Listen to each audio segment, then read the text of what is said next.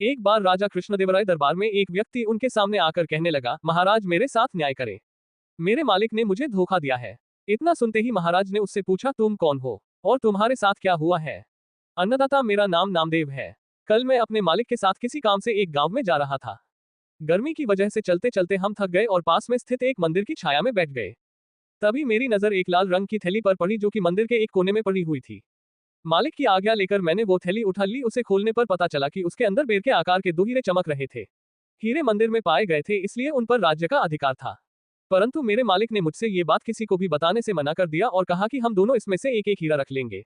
मैं अपने मालिक की गुलामी से परेशान था, इसलिए मैं अपना काम करना चाहता था, जिसके कारण मेरे मन में लालच आ गया। हवेली आते ही मालिक ने हीरे देने से साफ इनकार कर दिया। यही कारण है कि मुझे इंसाफ चाहिए। महाराज ने तुरंत कोतवाल को भेजकर नामदेव के मालिक को महल में पेश होने का आदेश दिया। नामदेव के मालिक को जल्द ही राजा के सामने लाया गया। राजा ने उससे हीरों के बारे में पूछा तो वह बोला, महाराज ये बात सच है कि मंदिर में हीरे मिले थे, लेकिन मैंने वो हीरे नामदेव को देकर उन्हें राजकोष में जमा करने को कहा था। जब वह वापस लौटा तो मैंने उससे राजकोष की रसीद मांगी तो वह आनाकानी करने लगा। मैंने जब इसे धमकाया तो ये आपके पास आकर मनगढ़ंत कहानी सुनाने लगा।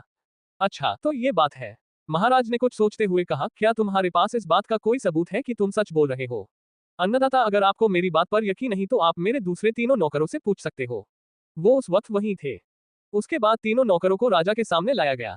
तीनों ने नामदेव के खिलाफ गवाही दी। महाराज तीनों नौकरों और मालिक को वहीं बिठाकर अपने विश्राम कक्ष में चले गए और सेनापति तेनालीराम महामंत्री को भी इस विषय में बात करने के लिए वहां बुलवा लिया। उनके पहुंचने पर महाराज ने महामंत्री से पूछा, आपको क्या लगता है, क्या नामदेव झूठ बोल रहा है? जी महाराज, नामदेव ही झूठा है। उसके मन में लालच आ गया होगा और उसने हीरे अपने पास ही रख लिए होंगे। सेनापति ने गवाहों को झूठा बताया। उसके हिसाब से नामदेव सच बोल रहा था। तेनालीराम चुपचाप खड़ा सबकी बातें सुन रहा था। तब महाराज ने उसकी ओर देखते हुए उसकी राय मांगी। तेनालीराम बोला, महाराज कौन झूठा है और कौन सच्चा इस बात का अभी पता लग जाएगा, परंतु आप लोगों को कुछ समय के लिए पर्दे के पीछे छुपना होगा। महाराज इस बात से सहमत हो गए क्योंकि वो जल्दी से जल्दी इस मसले को सुलझाना चाहते थे, इसलिए पर्दे के पीछे जाकर छुप गए। महामंत्री और सेनापति मुंह सिकोड़ते हुए पर्दे के पीछे चले गए। अब विश्राम कक्ष में केवल तेनालीराम ही दिखाई दे रहा था। अब उसने सेवक से कहकर पहले गवाह को बुलाया। गवाह के आने पर तेनालीराम ने पूछा, क्या तुम्हारे मालिक ने तुम्हारे सामने नामदेव को हीरे दिए थे? जी हाँ। फिर तो तुम्हें हीरे के रंग और आकार के बारे में भी पता होगा। तेनालीराम ने एक कागज और कलम गवाह के सामने करते हुए उससे कहा, लो मुझे इस पर हीरे का चित्र बनाकर दिखाओ। इतना सुनते ही उसकी सिट्टी पिट्टी गुल हो गई और बोला, मैंने हीरे नहीं देखे क्योंकि वो लाल रंग की थैली में थे।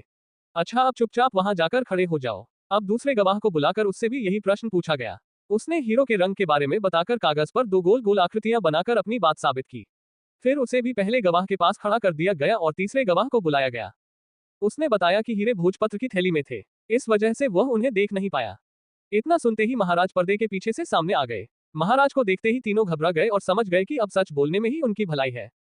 तीनों महाराज के पैरों को पकड़कर माफी मांगने लगे और बोले, हमें झूठ बोलने के लिए हमारे मालिक ने धमकाया था और नौकरी से निकालने की धमकी दी थी, इसलिए हमें झूठ बोलना पड़ा। महाराज ने तुरंत मालिक के घर की तलाशी के आदेश दे दिए। तलाशी लेने पर दोनों हीरे बरामद कर लिए गए। सजा के तौर पर मालिक को 10,000 स्वर्ण मुद्राएं नामदेव को देनी पड़ी और 20,000 स्वर्ण मुद्राएं जुर्माने के तौर पर भरनी पड़ी, जबकि बरामद हुए दोनों हीरे राजकोष में जमा कर लिए गए। इस प्रकार तेनालीराम की मदद से महाराज ने नामदेव के हक में फैसला सुनाया। लघु कथाओं से जुड़े रहने के लिए कृपया चैनल सब्सक्राइब करें।